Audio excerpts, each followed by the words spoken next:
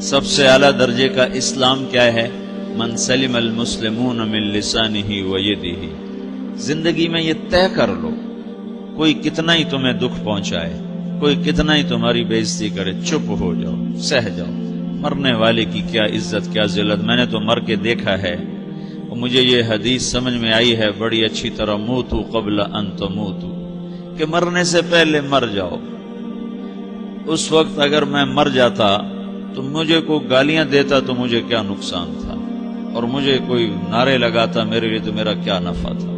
تو مرنے سے پہلے مر جاؤ، کوئی تمہیں برا بھلا کہے تو تمہارا کیا نقصان ہے، تمہیں کوئی واہ واہ نعرے لگائے تمہیں کیا نفع ہے۔ اگر اللہ راضی ہے تو مرد آباد اور زندہ باد سے بے نیاز ہو۔ ابو ذر رضی اللہ تعالیٰ عنہ کو ایک آدمی نے گالیاں دی تو انہوں نے فرمایا، بیٹا ایک گھاٹی آگے آ رہی ہے، اس میں گر گیا تو جو کچھ کہہ رہے ہو اس سے بھی زیادہ کا حقدار ہوں، اور اگر پار ہو گیا تو تیری گالیوں سے مجھے کوئی فرق نہیں پڑتا ہے۔ من سلم المسلمون من لسانہ و یدہ موتوا قبل ان تموتوا۔ چونکہ آج کل اخلاق ہیں انتقامی، معاف کرنے والے اخلاق ہیں نہیں، انتقامی اخلاق ہیں۔ ہمارا معاشرہ انتقامی ہے، اچھا کرو گے تو ہم اچھا کریں گے، برا کرو گے تو ہم برا کریں گے، جیسا کہو گے ویسا ہم سے سنو گے۔ یہ ہمارا ماحول ہے، یہ ہمارا۔ ایک ماں کہہ رہی تھی دوسری ماں کو، میرے پترا کدی کسی نے واسطے سلام نہیں کیتا، بڑے فخر سے کہہ رہی ہے، ہمارے اپنے گاؤں کی بات، میرے پترا کدی نہیں کسی نے واسطے سلام کیتا، مائی جڑا کرے انہوں کریں دیں، جڑا نہ کرے انہوں پوچھ دے ہی کوئی نہیں۔ یہ وہ فخر سے کہہ رہی،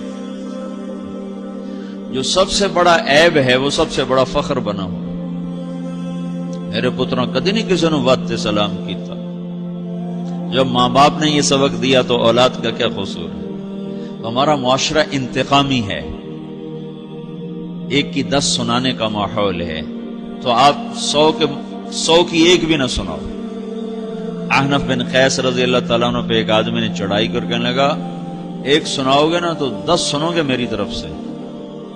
تو احنف بن قیس کہنے لگے، بھائی تو مجھے 100 بھی سنائے گا نا تو میری طرف سے ایک بھی تو نہیں سنے گا۔ ایک آدمی ان کی بڑی بےزتی کر رہا تھا اور وہ چل رہے تھے، اور وہ 100 گالیاں بک رہا ہے۔ جب آ گیا نا قریب شہر تو کہنے لگے، دیکھا میرا قبیلہ یہاں رہتا ہے، اگر کسی نے سن لیا نا تو تیری بڑی دھلائی کر دے گا، تو نے جو مجھے گالیاں دینی میں کھڑا ہوں یہیں تو دے لے، تو اپنا سارا زور پورا کر لے تاکہ آگے تجھے کوئی تکلیف نہ پہنچا دے میری وجہ سے۔ تو وہ پاؤں پہ گر کے معافی مانگنے لگا کہ واقعی تو بڑے حلم والا ہے۔ وہ مشہور تھے اپنے حلم میں، بردباری، اور لوگ ان کا امتحان لینے آیا کرتے تھے کہ بھئی کوئی ہے جو احنف کو غصہ دلا دے، تو لوگ ناکام ہو جاتے تھے، ان کو غصہ نہیں آتا۔ ایسے ایک عرب سردار گزرا، معن بن زائدہ، وہ بھی اپنے حلم میں بڑے مشہور تھے۔ ایک دفعہ لوگوں میں شرط لگ گئی کہ کوئی ہے معن بن زائدہ کو غصہ دلائے تو ہم اس کو انعام دیں گے۔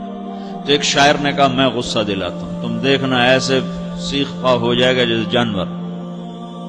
تو وہ چلا گیا اس کی مجلس میں، دربار لگا، عرب سردار تھا بہت بڑا، دربار لگا ہوا، تو کہتا السلام علیکم، وعلیکم السلام۔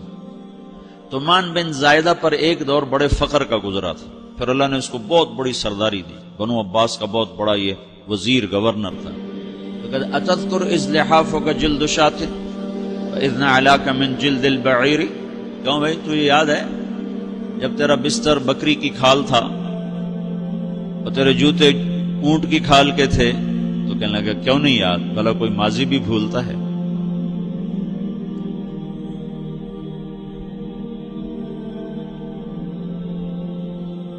تو وہ کہنے لگا، پہلا وار تو خطا گیا، کہ فسبحان الذی آتاک ملکا وعلمک الجلوس علی السریر۔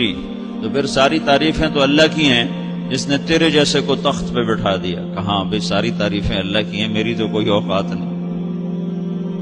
تو کہنے لگا، سأرحل عن دیار انت فیہا وان جار الزمان علی الفقیر، جہاں تیرے جیسا حکمران ہو وہاں مجھے رہنا گوارا ہی نہیں ہے، میں یہاں سے چھوڑ کے نکل جاؤں گا چاہے کتنی تکلیف اٹھاؤں۔ بڑے دربار میں یہ ایک گورنر اور وزیر سے بات ہو رہی ہے، تو وہ کہتا ہے اچھا بھائی اگر تو ہمارے پاس رہے گا تو ہم تیرا اکرام کریں گے، اور اگر تو جانا چاہتا ہے تو پھر رافقت کا سلام، تو وہ یہ وار بھی خالی گیا تو پھر کہنے لگا فجد لی یبن ناقصۃ بمال،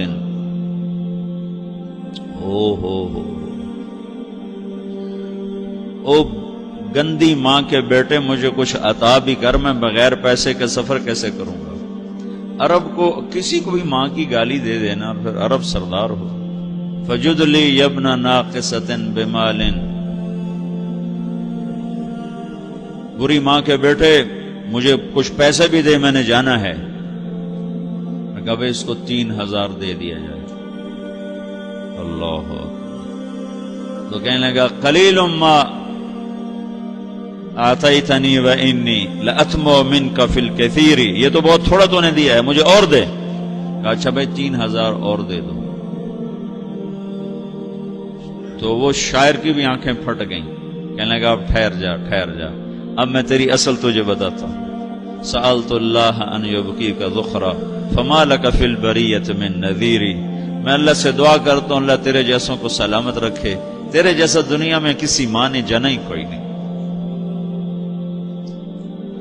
فمنک الجود والافضال حقا وفضل یدیک کالبحر الغزیر، تو ہی سخی ہے، تو ہی کریم ہے، اور سمندر بھی تیری سخاوت کے آگے کچھ نہیں ہے. تو نے کہا اچھا بھائی تو نے ہماری برائی کی، ہم نے تمہیں 6000 دیے، اب تو نے ہماری تعریف کی، اب 10,000 اور دے دو اس کو. باتیں ہی رہ گئیں، باتیں ہی رہ گئیں.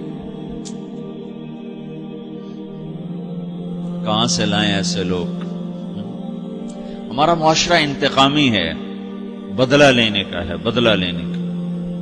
تو میرے ساتھ کیا میں نے بھی کرنا ہے. اعلیٰ درجے کا اسلام یہ سکھا رہا نہیں چپ ہو جاؤ، سلامت بن جاؤ، سلامتی بن جاؤ، سلامتی کی علامت بن جاؤ. من سلم المسلمون من لسانہ ویدہ. اب وہ سوال کرتا ہے یا رسول اللہ ای الایمان افضل، سب سے اعلیٰ درجے کا ایمان کیا ہے؟ اسلام کیا ہے؟ کلمہ، نماز، روزہ، حج، زکات. اعلیٰ درجے کا اسلام کیا ہے؟ من سلم المسلمون من لسانہ و یدہ. یہ اخلاق کا ادنا درجہ ہے، ادنا درجہ ہے. ادنا درجے پر پہنچ کر آپ اسلام میں اعلیٰ درجے پر آ سکتے ہیں. وہ سوال کرتا ہے ایمان کیا ہے؟ تو آپ نے کہا اللہ پر، فرشتوں پر، کتابوں پر، رسولوں پر، موت کے بعد کی زندگی پر، تقدیر پر. اب ایک اور سائل سوال کرتا ہے ای الایمان افضل، سب سے اعلیٰ درجے کا ایمان کیا ہے؟ تو آپ نے فرمایا حسن الاخلاق، اچھے اخلاق سب سے اعلیٰ درجے کا ایمان ہے. جو آدمی اسلام میں، جو آدمی اخلاق میں، جو مرد عورت اخلاق میں ادنا درجے پر ہوتا ہے وہ اسلام میں اعلیٰ درجے پر پہنچتا ہے. اب اگر وہ اخلاق میں اعلیٰ درجے پر آ جائے تو اب یہ کہاں پہنچے گا؟ اب یہ کہاں پہنچے گا؟ میرا نبی کہہ رہا ہے سب سے اعلیٰ درجے کا ایمان ہے حسن اخلاق، حسن اخلاق. ابو ہریرہ نے پوچھا یا رسول اللہ وما حسن الاخلاق، یہ بھی ایک اور حدیث ہے. یا رسول اللہ حسن اخلاق کیا چیز ہے؟